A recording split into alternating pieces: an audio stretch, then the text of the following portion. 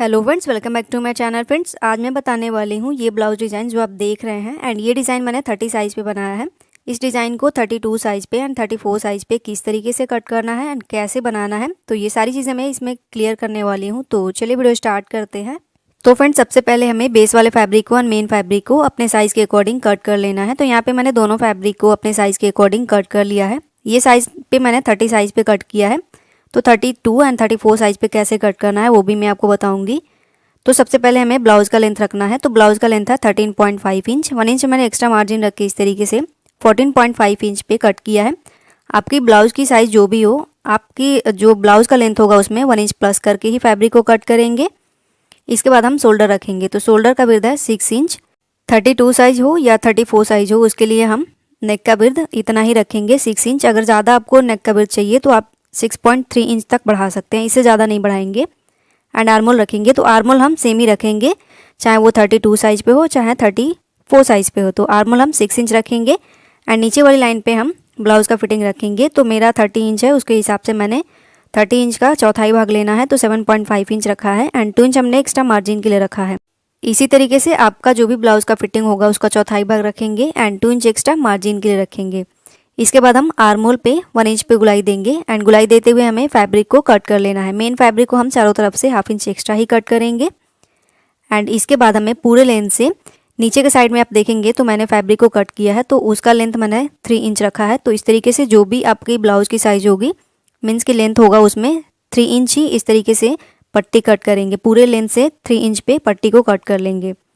अब हम नेक डिज़ाइन की मार्किंग करेंगे। तो नेक का मैंने विड्थ रखा है 3 इंच। एंड नीचे के साइड से जो ऊपर वाला फैब्रिक है उसके नीचे के साइड से हम 2.5 इंच पे इस तरीके से मार्क करेंगे। एंड नीचे के साइड से भी हम सेमी विड्थ रखेंगे 3 इंच।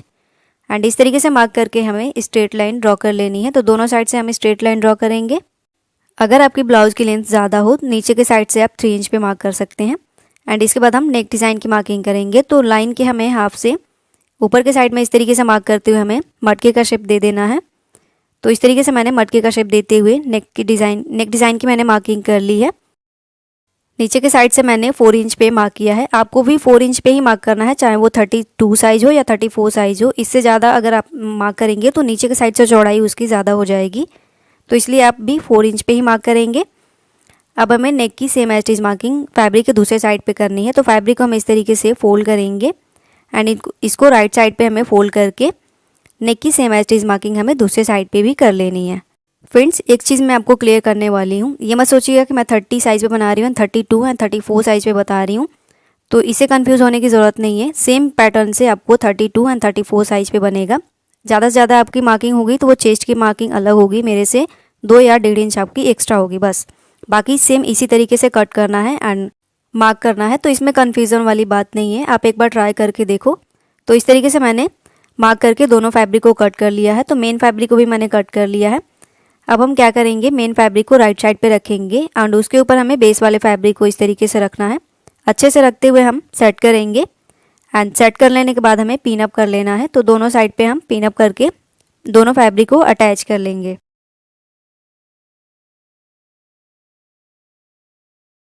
पिन अप कर लेने के बाद हमें नेक के ऊपर सिलाई लगानी है। तो सिलाई हम पहले एक साइड के फैब्रिक पे लगाएंगे। तो सिलाई हमें मार्किंग के ऊपर ही लगानी है। तो इस तरीके से हमने मार्किंग के ऊपर सिलाई लगा लिया है। नीचे के साइड पे हम डोरी को अटैच करेंगे। तो दोनों फैब्रिक के बीच में हमें डोरी को रखना है एंड सबसे किनारे पे हम डोरी को अटैच करेंगे। ये नहीं कि आप बीच में अटैच करो तो थोड़ा सा डिज़ाइन इधर उधर हो सकता है, तो इस तरीके से हमें नहीं करना है, किनारे पे ही डोरी को अटैच करना है। एंड इस तरीके से हम फैब्रिक के ऊपर सिलाई लगाएंगे। एंड बॉटम के साइड से भी हमें सिलाई लगानी है। तो बॉटम के साइड से हम 1/2 इंच के गैप पे इस तरीके से सिलाई लगा लेंगे। सिलाई लगा लेने के बाद हमें एक्स्ट्रा फैब्रिक को कट कर लेना है। तो 1/2 इंच के गैप पे रखते हुए हम एक्स्ट्रा फैब्रिक को कट करेंगे।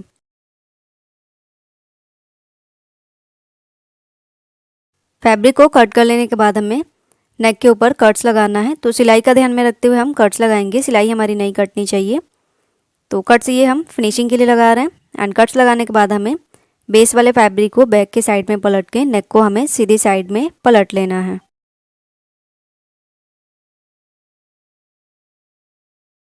इसी तरीके से आपको भी नेक के एक्स्ट्रा फैब्रिक को कट करके सीधे साइड पे पलट लेना है। नीचे के साइड से थोड़ा सा जो कोना टाइप से था उसको हम सुई की हेल्प से निकाल लेंगे।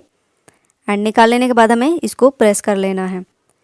एंड इसी तरीके से हम दूसरे साइड के भी फैब्रिक को स्टिच करेंगे। तो इसमें हम बॉटम के साइड से फैब्रिक को स्टिच करेंगे। तो बॉटम के साइड से हमें 1/2 इंच के गैप पे स्टिच करना है एंड कोने तक हम स्टिच करेंगे। एंड कोने पे हमें दोनों फैब्रिक के बीच में डोरी को लगाते हुए स्टिच कर लेना है। मीन्स की डोरी को हम थोड़ा सा 2-3 बार सिलाई लगा के अटैच कर लेंगे। एंड सेम प्रोसेस हमें इसमें भी करना है। नेक के ऊपर सिलाई लगानी है, तो मार्किंग के ऊपर ही हम सिलाई लगाएंगे। सिलाई लगाने के बाद हमें 1/2 इंच के एक्स्ट्रा फैब्रिक को रखते हुए एक्स्ट्रा फैब्रिक को कट कर लेना है। तो इस तरीके से मैंने एक्स्ट्रा फैब्रिक को कट कर लिया है। कट करने के बाद हम नेक के ऊपर कट्स लगाएंगे फिनिशिंग के लिए। तो कट्स हमें सिलाई का ध्यान में रखते हुए लगानी है, सिलाई हमारी नहीं कटनी चाहिए। तो इस तरीके से हम फिनिशिंग के लिए कट्स लगा लेंगे।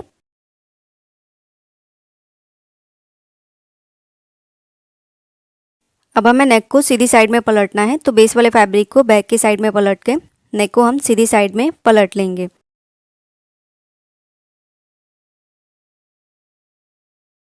नीचे के साइड पे जो कोने के टाइप से है उसको हम सुई की हेल्प से निकाल लेंगे, इससे हमारी फिनिशिंग अच्छी आएगी।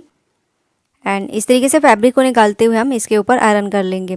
आयरन करने के बाद हमें बैक के साइड से दोनों फैब्रिक को अटैच करना है। तो 1/2 इंच के गैप पे हम सिलाई लगाते हुए दोनों फैब्रिक को अटैच कर लेंगे। दोनों फैब्रिक मीन्स की main fabric and base fabric को अटैच कर लेंगे। अटैच करने के बाद हमें मेन फैब्रिक का जो भी एक्स्ट्रा फैब्रिक होगा उसको हम कट करेंगे।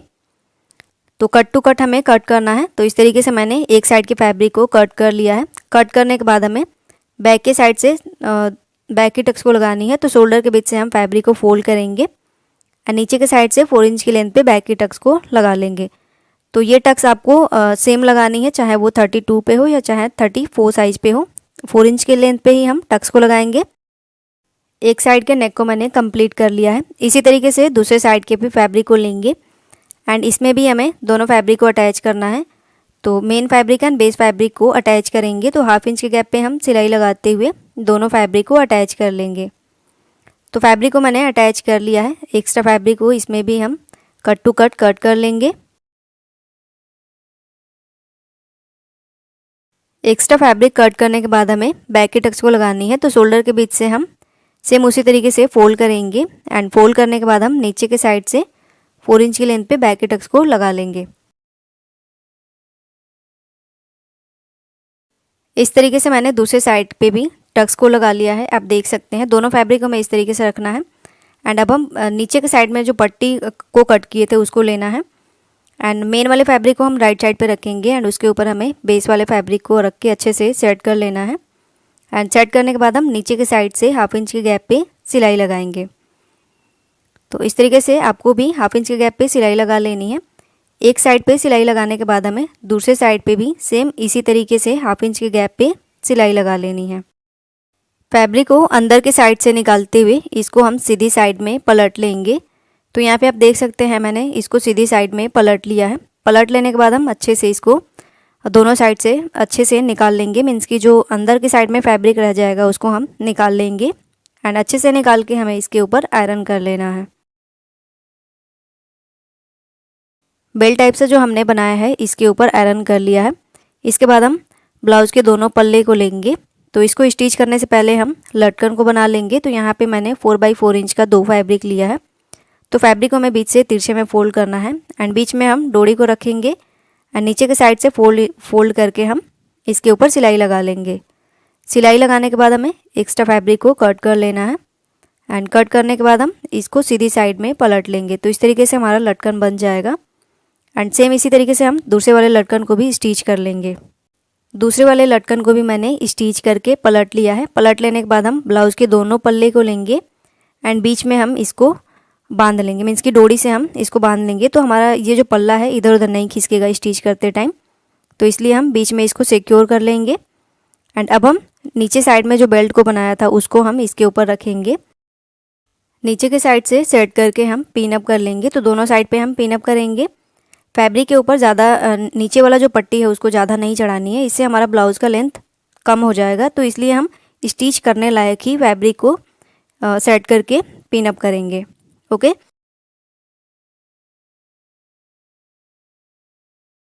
तो इस तरीके से मैंने दोनों साइड पे पिन अप कर लिया है। पिन अप करने के बाद हम इसके ऊपर सिलाई लगाएंगे।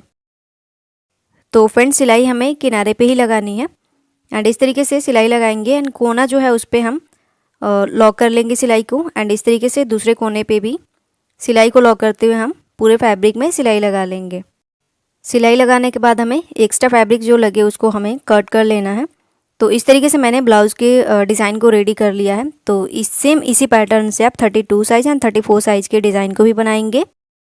डिज़ाइन आपको कैसा लगा कमेंट करके ज़रूर बताइएगा and thank you for watching my video. Please like and subscribe my channel. Thank you guys, thank you so much.